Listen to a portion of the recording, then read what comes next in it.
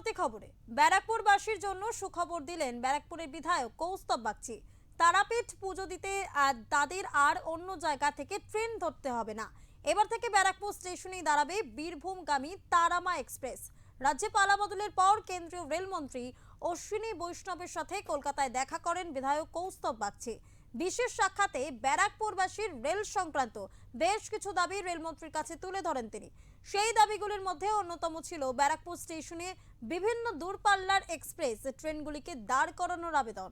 বিধায়কের সেই আবেদনে সাড়া দিয়ে মা তারা এক্সপ্রেস এবার থেকে ব্যারাকপুর স্টেশনে থামার নির্দেশ দেওয়া হয়েছে রেলের তরফ থেকে।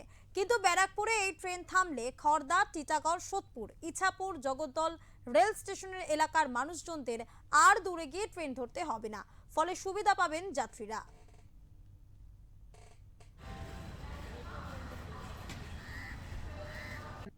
ইতিমধ্যে একটা সুখবর পেয়েছি আজকে সকালে।